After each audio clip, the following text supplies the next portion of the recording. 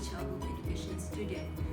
Before I start with my presentation, I wish to inform that I'm actually a mother of two wonderful kids, Muhaimin, 5 years old, and also Mukri, who just turned 3 years old last July.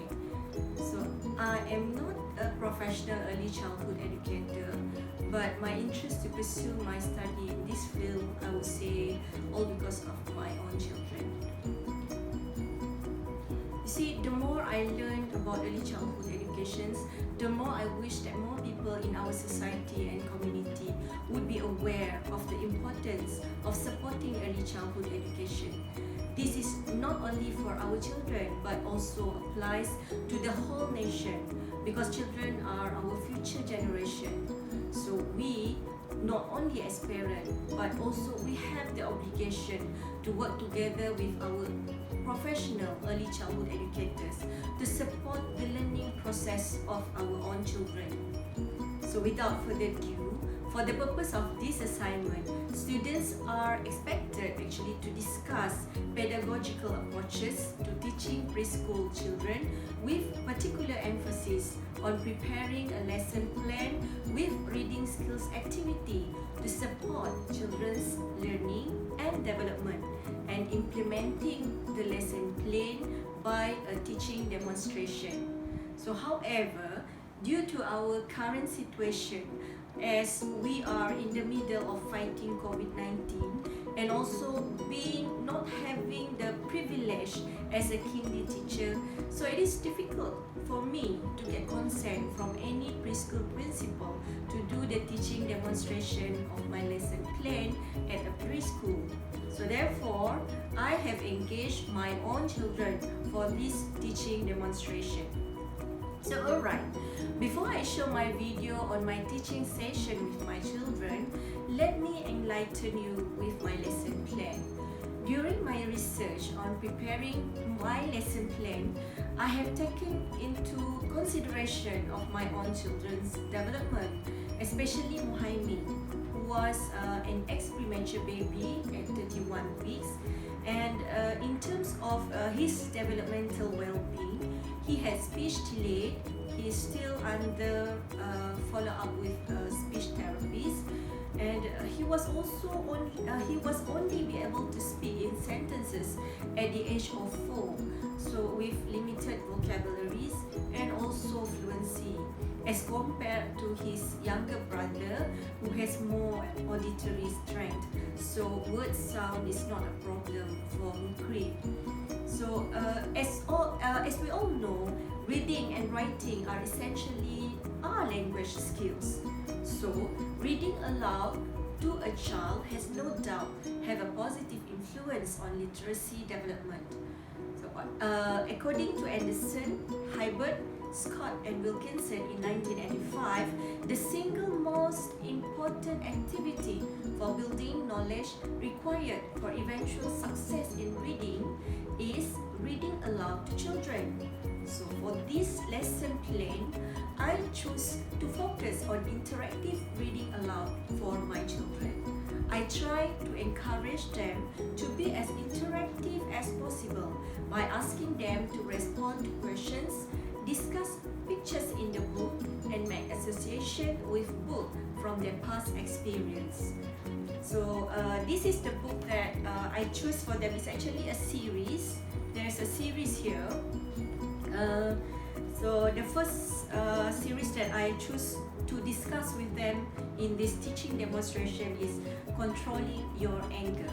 So let's watch our interactive reading aloud session with my children, of which I purposely do it during their routine bedtime story.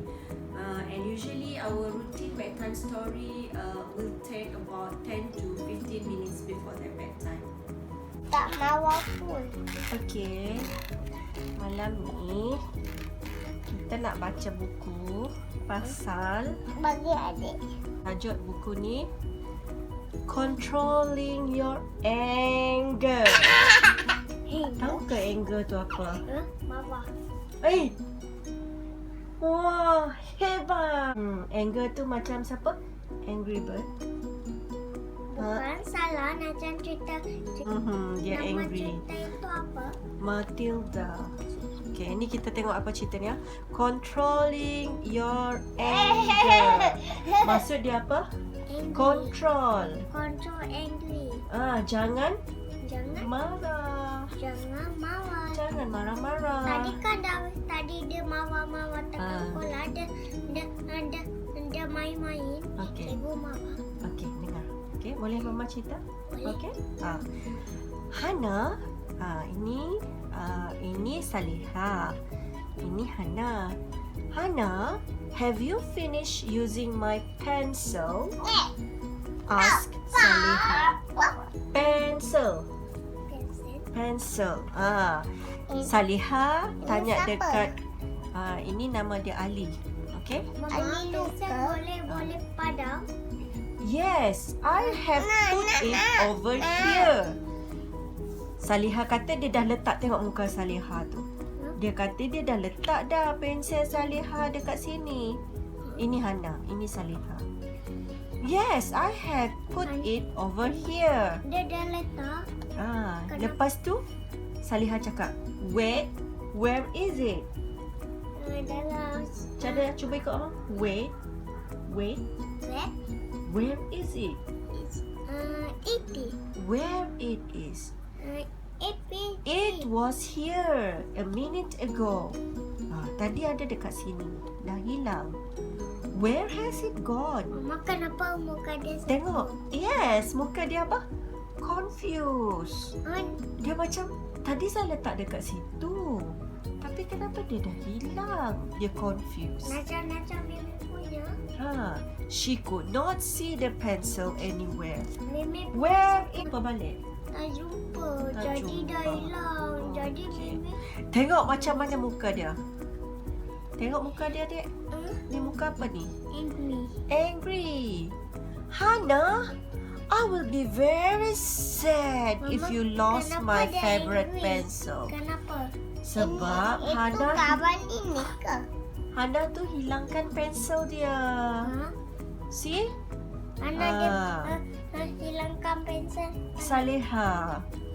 Oh. So sekarang dia tengok muka dia angry kan? Angry ke? Kau dia senyum? Angry. Angry. Cara muka angry? Alright. Can we look for it after lunchtime? Mama, itu Saliha. ini apa ABC. itu dia lukis? Tu macam Mimin belajar kan? Tapi Siapa dia baru belajar. Come, we'll look for it after Mama, lunchtime. dia pergi sekolah baju mana? Bagi mama cerita lah. Okay. Hana ni cakap, boleh tak kita cari lepas makan? I am so Hungry. hungry. Hana nak makan dulu. I am so hungry. Tapi Saliha sudah marah. Kenapa? Pensel dia hilang. Tapi dia tak nak cari. Dia nak pergi makan dulu.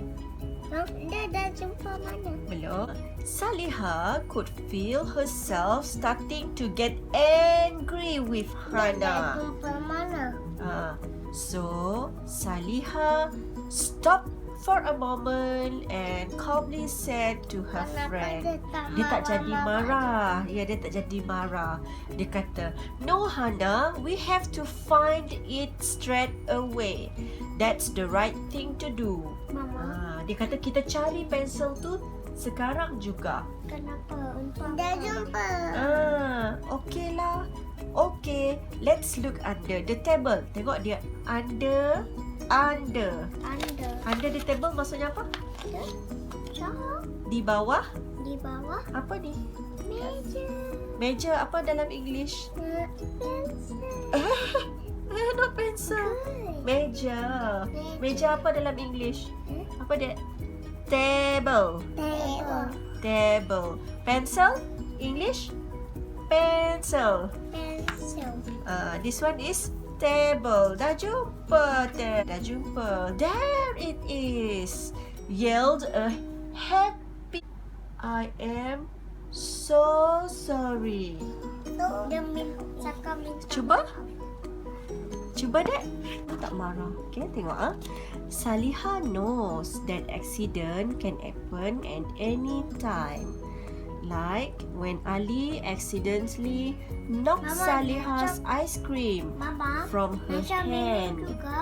Ya, tengok apa jadi ni. Itu ice cream. Ya, dia makan ice cream. Lepas itu Ali main. Tengok apa ada dekat ice cream. Bola. Apa jadi dengan ice cream Saliha? Jadi dia dah jatuh. Sebab dia buat. Tengok dia marah ke dia senyum? Senyum. Senyum. Maksudnya kenapa dia tak marah? Kalau Mimin marah ke? Tak. Ya ke? Ya. Kalau ada it. So, she didn't get angry. Saliha tak marah. Tengok ni apa pula si Jalal ni buat. Ini kawan dia lagi yang sarong tu. Nama dia Jalal. Even when Jalal took a donut, what is this? Tanah. Donut. Jadi dia makan Apa tu Min? donut.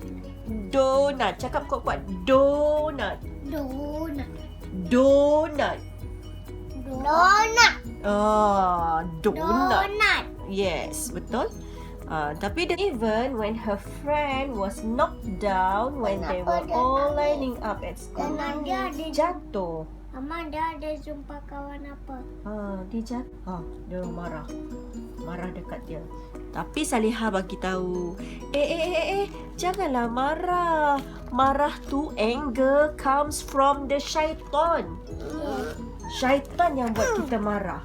Tengok ni, kita mesti pandai mengawal kemarahan. Jangan marah. Apa jadi dia punya? Itulah. Because marah itu adalah kawan syaitan. It's very good at keeping calm Sebenarnya dia boleh and ada not banyak. getting angry. And her friends like that about her. The end. Alhamdulillah. Itu mama ada ni? Ada? Ini? Ada? Ni? Ada. Semua ada. Yang banyak? Kita boleh baca satu-satu. Mama ada boleh banyak? Ya. Banyak dalam situ. Ya. Okey, jom kita tidur. So, I hope you enjoy watching our interactive read aloud session. As a reflection, due to mixed age group of my children, Muhammad is 5 and Mukri is 3 years old, I found that it is interesting to see that this interactive read aloud session allows them not only to listen in a small group, but also demonstrates how often they repeat each other's comments or elaborate on each other's responses, which is a form of peer modeling and also learning. Without their realizing it, read aloud is actually a form of play that allows them to improve their listening skills and processes of words that comes with variation in pitch, tone, pace, volume, pauses, eye contact, questions and comments to produce a fluent and enjoyable delivery. So reading aloud exposes them to story and print knowledge as well as rare words and ideas which will not often found in day-to-day conversations or time. Furthermore, parents nurturing and one-to-one attention during interactive reading aloud promotes children to develop a positive association with books and reading later in life. So as you all can see at the end of the session, Muhaimin looks pretty excited by asking me if we have the whole collection of that series. He just can't wait for us to explore and read aloud the books in the series in the near future. So I guess that's the end of my presentation and thank you for listening.